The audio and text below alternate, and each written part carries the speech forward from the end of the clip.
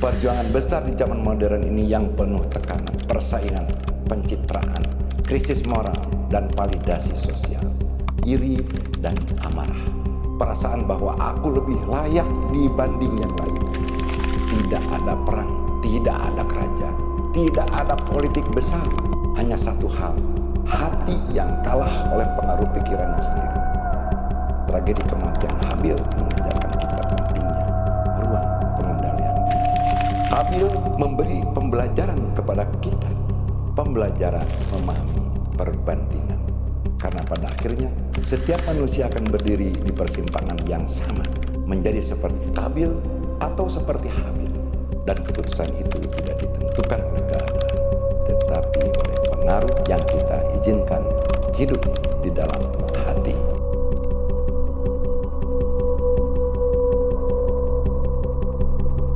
Assalamualaikum warahmatullahi wabarakatuh. Bismillahirrahmanirrahim. Alhamdulillahirabbil alamin wa bihi nasta'inu ala umuri dunya waddin.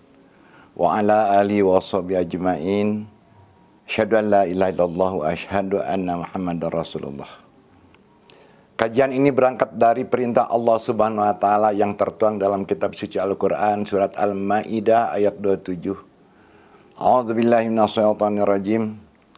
Watlu alaihim naba'a bana adama bil haqq idza qarraba qur'anan fataqabbala min ahadihima walam yutaqabbal minal akhirah. Qala la aqtulannak. Qala innama yataqabbalullahu minal muttaqin.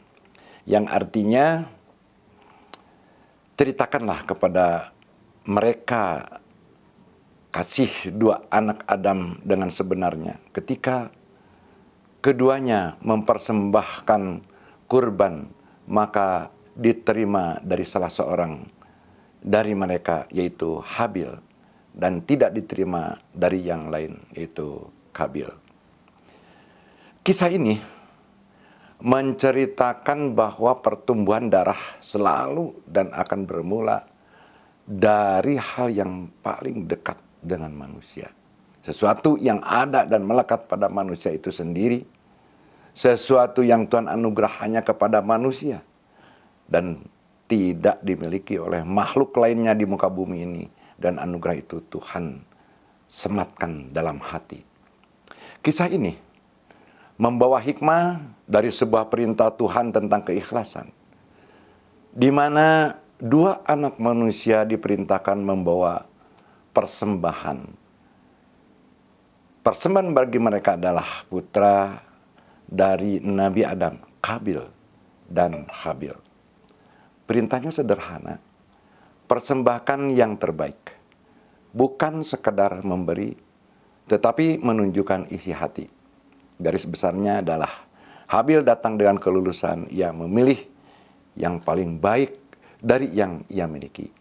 Karena baginya nilai bukan pada apa yang diberikan, tetapi kepada siapa itu diberikan. Namun Kabil, ia juga memberi, tetapi tidak dengan hati yang sama. Dan disinilah pertempuran pengaruh itu dimulai. Ketika persembahan diterima dari Habil dan tidak diterima dari Kabil, ada sesuatu yang asin dan tak nyaman yang baru dirasakan oleh Kabil. Itu bukan sekadar perasaan tak nyaman, itu adalah ujian. Ujian Tuhan sebagai pembelajaran memahami perbandingan. Kisah berlanjut saat Kabil mulai merasa diperbandingkan. Kabil tidak bertanya, apa yang salah dariku? Justru ia bertanya, mengapa dia bukan aku?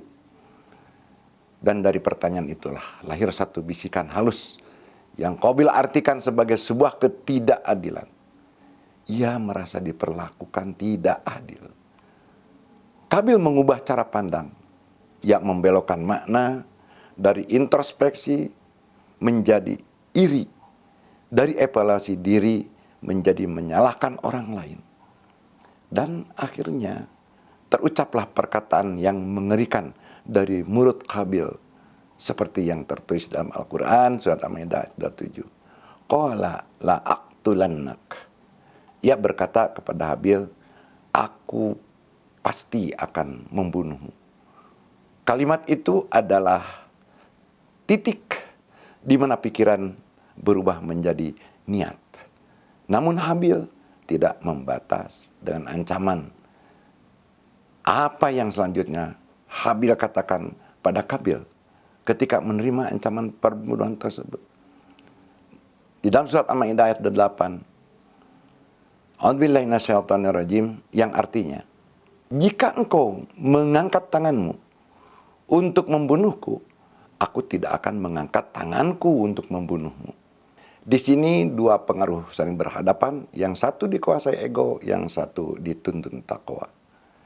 Habil memahami sesuatu yang tidak dipahami Kabil, bahwa pertarungan terbesar bukan melawan orang lain, tetapi melawan diri sendiri. Namun Kabil sesudah terlalu jauh, ia tidak lagi melihat saudaranya sebagai manusia.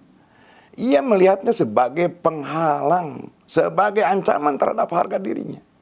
Dan ketika seseorang melihat manusia lain sebagai ancaman, maka hilanglah nilai kemanusiaan itu sendiri. Tegas dikatakan dalam Al-Quran surat Maidah ayat 30, A'udzubillahi minasyaitonirrajim, fatawwa'at lahu nafsuhu qatla akhihi faqatalahu faasbaha minal khasirin. Yang artinya, maka hawa nafsunya mendorong dia untuk membunuh saudaranya, maka dibunuhlah dia, dan jadilah dia termasuk orang-orang yang merugi.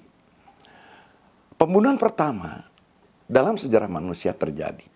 Tidak ada perang, tidak ada kerajaan, tidak ada politik besar.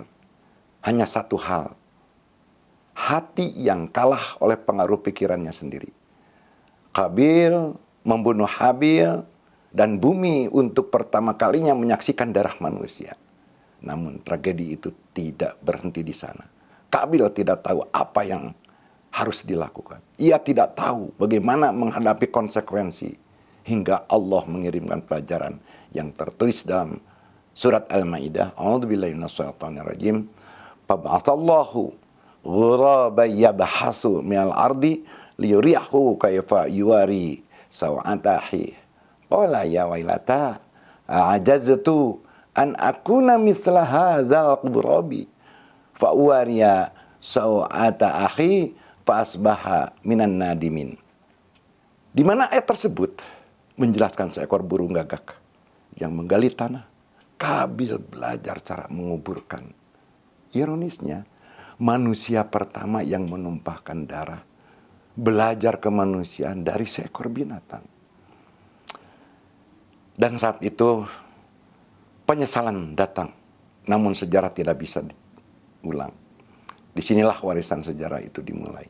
Bukan sekadar pembunuhan, tetapi pola bahwa konflik besar dalam sejarah manusia seringkali tidak lahir dari sebatas keinginan, bahkan kebutuhan, tetapi lebih dalam lagi, seperti dari perasaan, dari sini tentang iri, dari perbandingan, dari ego yang terluka, dan keinginan untuk diakui, tanpa kesiapan untuk memperbaiki diri.